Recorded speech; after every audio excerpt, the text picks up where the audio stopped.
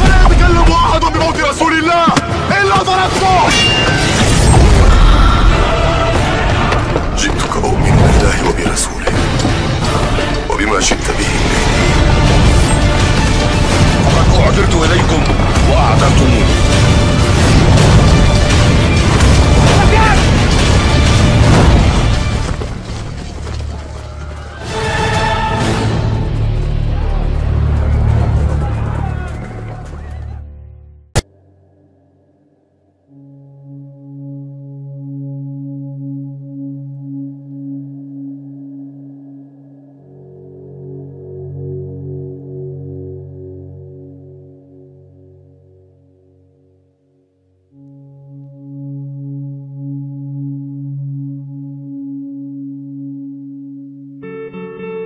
Di tengah bentangan bumi yang telah banyak berubah akibat peristiwa-peristiwa dahsyat menjelang hari akhir, ada sebuah tempat yang menjadi saksi bisu dari sejarah panjang umat manusia, Danau Tiberias, atau yang dalam bahasa Arab dikenal sebagai Tabariyah. Danau ini terletak di wilayah utara Palestina dan telah lama dikenal sebagai sumber air tawar yang penting, menjadi salah satu danau paling ikonik dalam sejarah agama dan peradaban. Namun, di masa depan yang telah diprediksi oleh para nabi dan disebutkan dalam banyak riwayat kenabian, akan datang suatu kaum yang luar biasa jumlahnya dan kekuatannya, bernama Ya'juj dan Ma'juj. Mereka adalah kaum yang selama berabad-abad lamanya terkurung di balik dinding besar yang dibangun oleh seorang raja agung bernama Zulkarnain dengan pertolongan Allah. Mereka tersembunyi dari pandangan umat manusia, namun mereka bukanlah legenda atau mitos, melainkan kenyataan yang akan menjadi bagian dari kisah nyata hari kiamat. Ketika waktu yang telah ditentukan oleh Tuhan semesta alam tiba, maka dinding itu akan runtuh dan keluarlah Ya'juj dan Ma'juj dengan jumlah yang sangat banyak, tak terhitung, seperti ombak yang mengalir deras dari segala penjuru. Mereka menyebar di muka bumi dengan cepat dan brutal, menguasai setiap wilayah yang mereka lewati. Tidak ada satu kekuatan pun yang sanggup menahan laju kehancuran yang mereka bawa. Mereka dikenal tidak memiliki belas kasihan, meminum semua air yang mereka jumpai, merusak tanaman, dan membinasakan siapapun yang menghalangi jalan mereka. Salah satu peristiwa paling mencolok dari kedatangan Ya'juj dan Ma'juj ini adalah saat mereka mencapai Danau Tiberias. Menurut riwayat yang sahih, kaum ini akan tiba di tepi danau tersebut dan mulai meminum airnya. Mereka minum tanpa henti, tanpa memikirkan makhluk lain yang bergantung pada danau itu. Ribuan, bahkan jutaan dari mereka datang dan meneguk air dengan rakus. Mereka terus meminum sampai air di Danau Tiberias itu habis. Danau yang sebelumnya luas dan dalam, yang menjadi sumber kehidupan bagi manusia dan hewan, berubah menjadi dasar kering dan retak, seperti tak pernah ada air yang mengisi ruangnya. Hanya sisa lumpur dan tanah tandus yang tersisa. Ketika kelompok terakhir dari Ya'juj dan Ma'juj melintas dan sampai ke tempat itu, mereka berkata, "Dahulu di sini pernah ada air." Ungkapan itu menandakan bahwa betapa besar dan dahsyatnya jumlah mereka, sehingga bahkan sumber air sebesar Danau Tiberias pun tidak mampu bertahan menghadapi mereka. Danau itu menjadi simbol kehancuran dan tanda bahwa dunia telah memasuki fase-fase terakhir dari kehidupannya. Peristiwa pengeringan Danau Tiberias oleh Ya'juj dan Ma'juj bukan hanya merupakan gambaran fisik dari kerusakan, tetapi juga menjadi tanda spiritual tentang betapa dekatnya hari pembalasan. Di balik kejadian itu, tersembunyi pesan yang sangat mendalam, bahwa kekuatan manusia, sekuat apapun, tidak akan mampu melawan takdir yang telah ditetapkan oleh Tuhan. Bahwa ketika Ya'juj dan Ma'juj keluar, itu adalah momen di mana manusia harus berserah diri sepenuhnya kepada Sang Pencipta, karena tidak ada lagi tempat berlindung selain kepadanya. Setelah peristiwa itu, umat manusia berada dalam ketakutan dan kecemasan yang luar biasa. Tidak ada yang dapat menghentikan kemajuan Ya'juj dan Ma'juj. Mereka seperti gelombang tak terbendung yang menyapu bumi. Hingga akhirnya Nabi Isa, putra Maryam bersama kaum mukmin yang tersisa berdoa dengan sungguh-sungguh, memohon kepada Tuhan agar kaum perusak itu dimusnahkan. Doa itu dikabulkan dan Ya'juj dan Ma'juj pun dihancurkan oleh wabah yang dikirim dari langit, mati bergelimpangan seperti batang-batang pohon yang tumbang. Setelah mereka binasa, bumi kembali disucikan dan air mulai kembali ke danau yang telah lama kering itu. Danau Tiberias pun menjadi simbol dari pembaruan kehidupan setelah kehancuran besar, menjadi saksi sejarah dari tanda-tanda besar hari kiamat yang telah terjadi. Dan begitulah kisah Danau Tiberias yang pernah menjadi sumber kehidupan, kemudian menjadi simbol kehancuran, dan akhirnya kembali menjadi bagian dari alam yang dibersihkan setelah ujian besar itu berlalu. Setelah kehancuran besar yang disebabkan oleh keluarnya Ya'juj dan Ma'juj, dan setelah mereka semua binasa oleh azab dari langit yang dikirimkan oleh Tuhan semesta alam, dunia seolah menghela napas panjang. Tidak ada lagi gerombolan manusia yang tak terkendali meminum habis air dan menghancurkan segala sesuatu yang dilalui. Tanah-tanah yang tadinya diinjak oleh kaki-kaki mereka yang tak terhitung jumlahnya kini sunyi. Bangkai-bangkai mereka menumpuk di berbagai tempat, menyebarkan bau busuk yang menyengat hingga tak ada makhluk pun yang tahan berada di dekatnya.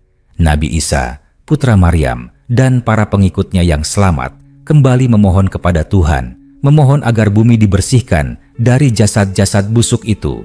Doa mereka dikabulkan.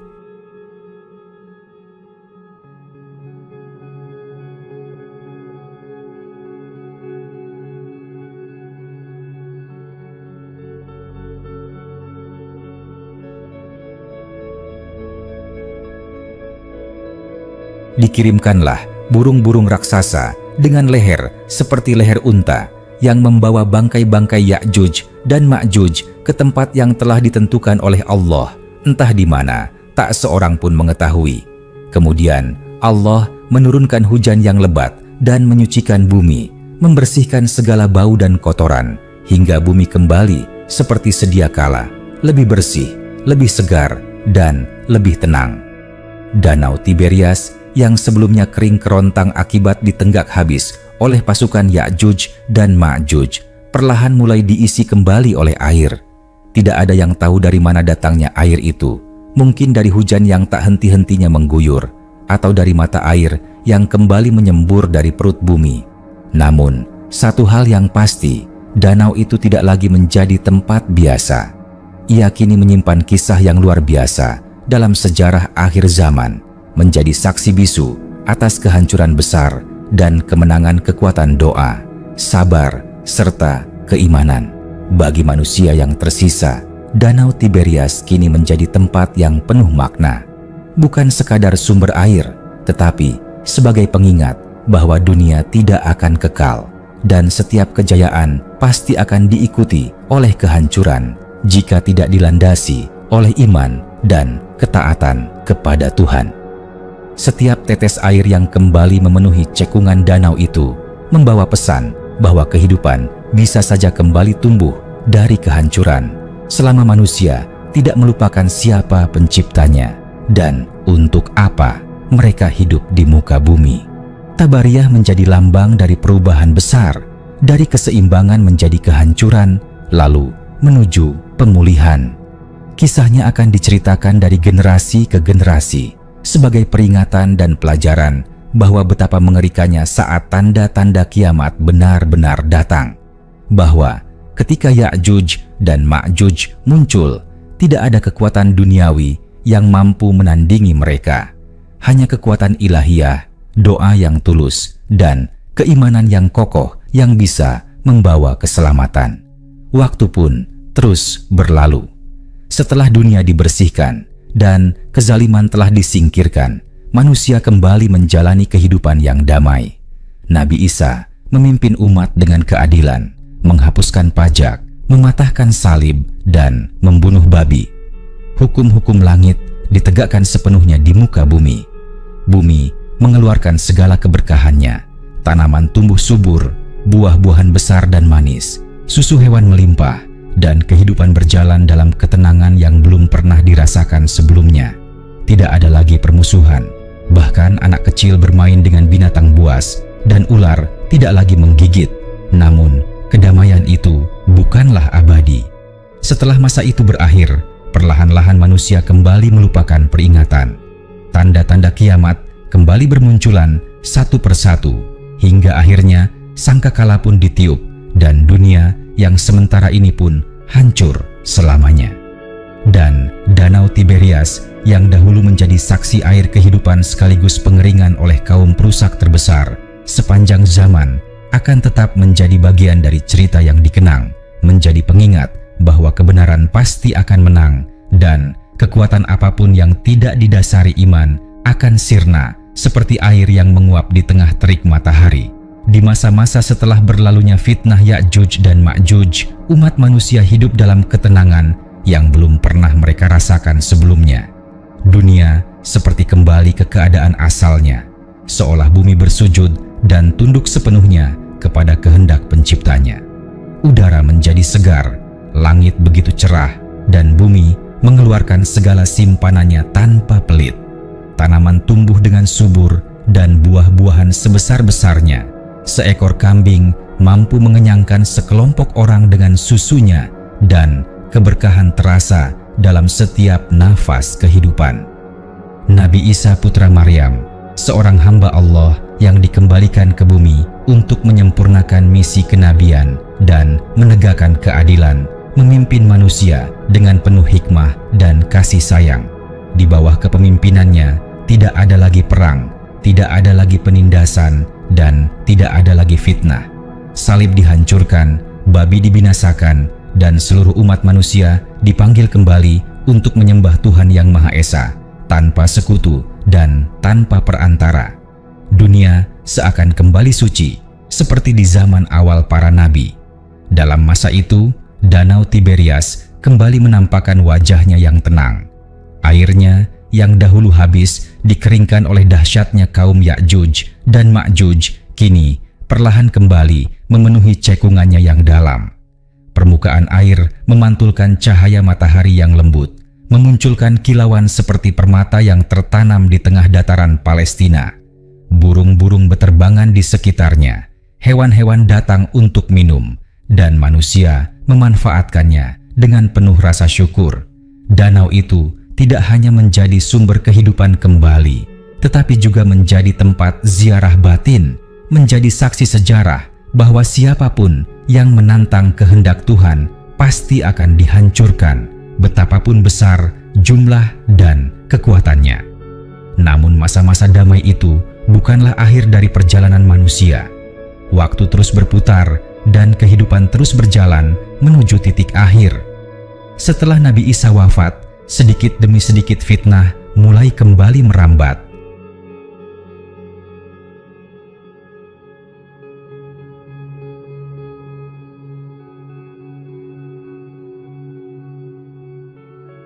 Generasi baru tumbuh yang tidak menyaksikan secara langsung kedahsyatan masa lalu. Mereka mulai lupa, iman pun perlahan mulai melemah. Dunia kembali diselimuti oleh tipu daya, dan hawa nafsu mulai menguasai hati manusia. Ketika itu tiba, Danau Tiberias pun sekali lagi akan menjadi pertanda. Airnya yang pernah mengering karena kerakusan, kini menjadi lambang bahwa manusia selalu mengulangi kesalahan yang sama ketika mereka lalai dan berpaling dari peringatan. Namun kali ini, tidak akan ada lagi nabi yang datang membawa cahaya. Tidak akan ada lagi pemimpin yang mampu mengembalikan keadilan global. Waktu telah mencapai batasnya. Di akhir zaman yang sejati, ketika dunia benar-benar di ujung tanduk, bumi akan dipenuhi dengan kegelapan spiritual yang paling kelam. Orang-orang jahat menjadi pemimpin, dan kebenaran hanya tinggal pada segelintir manusia. Maka tibalah saatnya sangkakala pertama ditiup, mengguncang seluruh langit dan bumi. Gunung-gunung hancur seperti kapas, laut meluap, bintang-bintang berjatuhan, dan manusia tercerai-berai dalam ketakutan yang tidak pernah dibayangkan. Danau Tiberias pun akan menjadi bagian dari kehancuran itu. Airnya akan kembali sirna, bukan karena diminum oleh segerombolan kaum perusak, tetapi karena seluruh sistem kehidupan akan dihentikan. Matahari digulung, bulan tak lagi bercahaya, dan air-air yang dulu menjadi sumber kehidupan mengering bersama dengan berhentinya semua denyut alam. Tidak ada yang tersisa kecuali kehendak Tuhan yang mengatur segalanya. Setelah semuanya berakhir, seluruh makhluk mati. Kemudian, setelah waktu yang hanya diketahui oleh Allah, sangkakala kedua ditiup. Hari kebangkitan pun dimulai. Manusia dibangkitkan dari kubur mereka, berjalan dalam keadaan panik, mencari kebenaran yang selama ini mungkin mereka abaikan. Di padang mahsyar, semuanya dikumpulkan. Di sana tidak ada lagi air, tidak ada danau Tiberias, tidak ada gunung, tidak ada tempat berlindung. Yang ada hanyalah amal dan keputusan dari Tuhan atas segala yang telah dilakukan. Maka, kisah danau Tiberias bukan hanya tentang sebuah tempat yang kering dan kembali terisi. Ia adalah simbol perjalanan manusia dari fitrah kepada kehancuran, lalu kepada perbaikan, dan akhirnya kepada pertanggungjawaban. Danau itu adalah saksi bisu dari manusia yang berulang kali diuji dan berulang kali lupa, namun tetap diberi kesempatan hingga waktu benar-benar habis. Dan begitulah, dari dalamnya air yang pernah menghilang, dari dasar danau yang pernah retak dan gersang, tersimpan pelajaran yang tak akan pernah habis dibicarakan. Tabariyah bukan sekadar danau, tetapi sebuah catatan sejarah abadi yang akan dibuka kembali di hari ketika semua mata terbuka dan semua rahasia disingkap. Namun, kisah danau Tiberias tidak berhenti sampai di sana. Dalam bayangan umat manusia yang masih hidup dalam cerita-cerita akhir zaman, danau itu menjadi simbol yang terus hidup, bukan hanya karena wujudnya, tetapi karena makna di balik segala peristiwa besar yang menyertainya. Ia menjadi semacam buku terbuka yang isinya dibaca oleh langit dan bumi, oleh manusia dan malaikat, bahkan oleh waktu itu sendiri. Pada suatu masa yang jauh setelah Nabi Isa wafat dan kehidupan kembali ke siklus kebiasaan lama, manusia sekali lagi tergoda oleh dunia. Kezaliman merajalela, kemaksiatan dianggap biasa, dan ajaran Tuhan mulai ditinggalkan.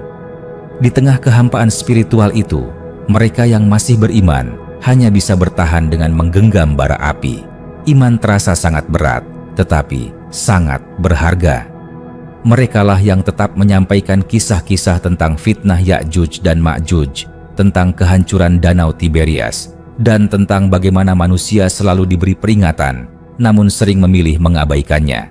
Kaum bijak, ulama, guru, orang tua yang sadar akan pentingnya pengajaran nilai-nilai akhirat menjadikan kisah danau Tiberias sebagai titik sentral pendidikan moral. Mereka menceritakannya kepada anak-anak dengan penuh haru, menjadikannya ibrah agar generasi berikutnya tidak lagi mengulangi kesalahan masa lalu. Lihatlah bagaimana danau itu mengering, kata mereka, bukan hanya karena jutaan mulut yang meminumnya, tetapi karena dunia saat itu kehilangan rahmat. Sebab ketika Ya'juj dan Ma'juj muncul, itu adalah masa ketika kebanyakan manusia telah berpaling dari cahaya petunjuk. Dan pada akhirnya, seluruh sejarah yang pernah terjadi akan dibuka kembali. Di hari ketika langit terbelah dan bumi memuntahkan seluruh isi perutnya, danau Tiberias akan disebut kembali oleh para malaikat. Mereka akan mengingatkannya kepada manusia-manusia yang berdiri di hadapan pengadilan Tuhan. Ketika amal ditimbang dan niat diselami, akan tampak siapa yang mengambil pelajaran dari kisah itu dan siapa yang menertawakannya. Danau itu yang pernah menjadi bagian dari kehidupan dunia, kini menjadi bagian dari penghakiman akhirat.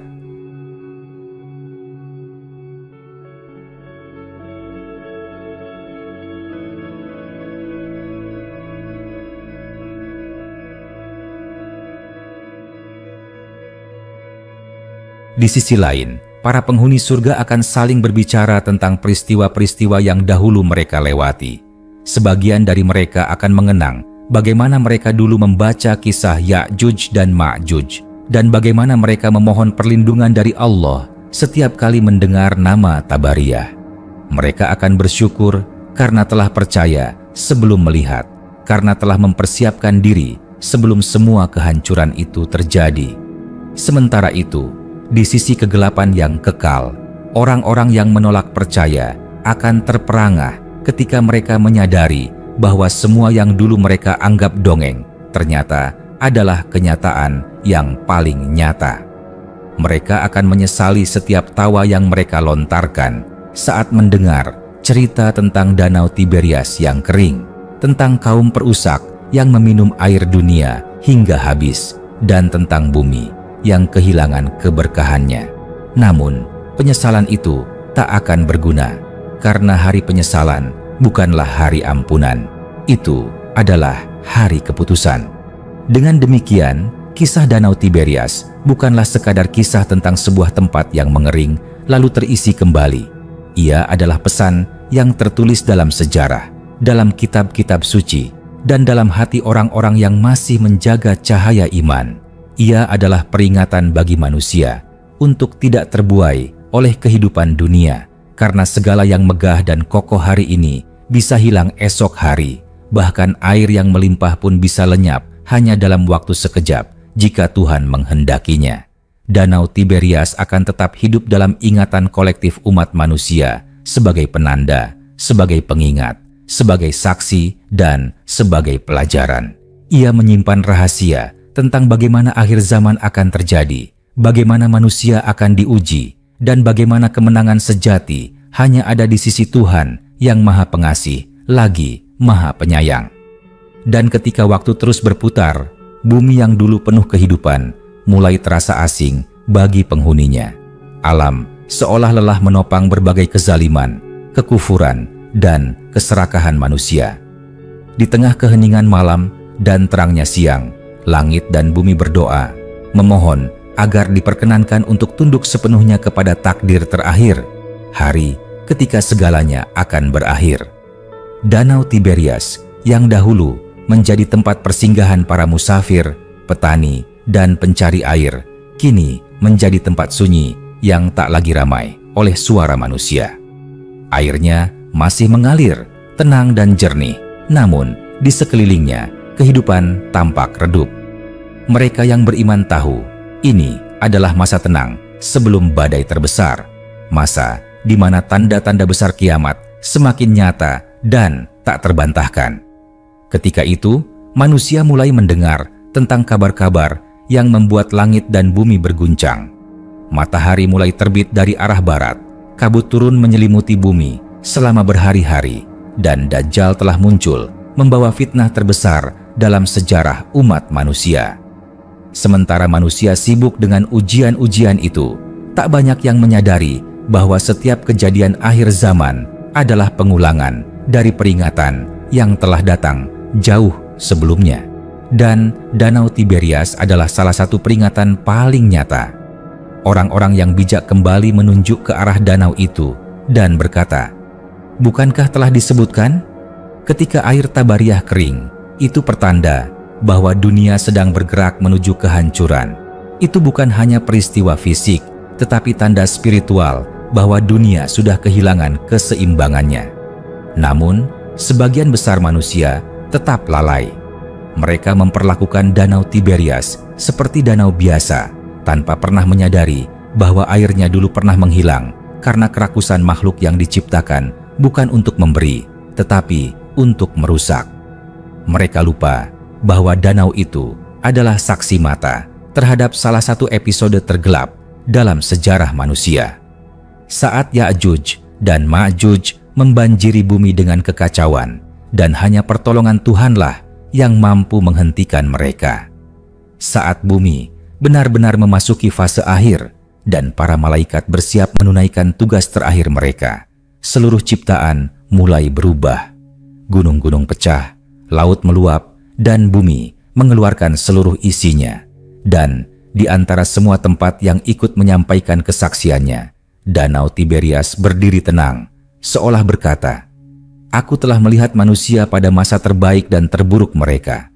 Aku telah menjadi bagian dari sejarah yang terlupakan, namun aku tak pernah hilang dari catatan langit." Ketika sangkakala pertama ditiup dan seluruh makhluk mati seketika, seluruh peristiwa dunia pun berhenti. Danau Tiberias tidak lagi beriak. Tak ada angin yang membelainya, tak ada hewan yang meminum airnya, dan tak ada manusia yang menatapnya. Ia, seperti seluruh bagian bumi lainnya, diam menanti perintah dari Tuhan untuk melanjutkan tugasnya sebagai saksi di mahsyar kelak. Kemudian, setelah waktu yang sangat lama, sangkakala kedua ditiup. Semua manusia dibangkitkan. Gunung-gunung yang dahulu menjulang telah lenyap. Lautan telah kering. Dan di hadapan Tuhan, manusia berdiri dalam ketakutan dan harapan. Di sanalah segala amal dibuka.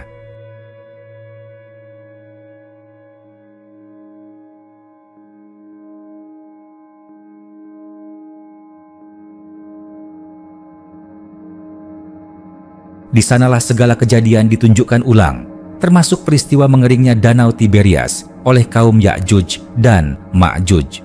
Satu demi satu, manusia menyaksikan rekaman perbuatan mereka di dunia. Mereka yang beriman teringat akan kisah yang dahulu mereka dengar dan yakini. Mereka menangis, bersyukur karena pernah menjadikan kisah Danau Tiberias sebagai nasihat, bukan sebagai dongeng.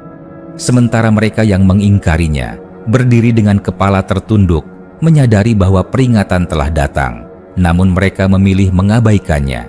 Dan dari tempat itu, danau tersebut menjadi salah satu dari jutaan saksi bumi yang bersuara di hari penghakiman.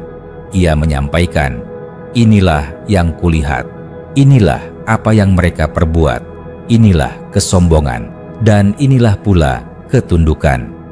Akhirnya, setelah seluruh makhluk mendapatkan balasan yang adil, kehidupan abadi pun dimulai. Di surga yang penuh kenikmatan, para penghuni surga akan melihat segala kenangan pahit di dunia sebagai penguat rasa syukur.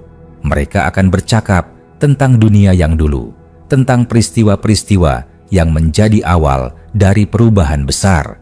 Dan sebagian akan berkata, "Ingatkah kalian akan Danau Tiberias?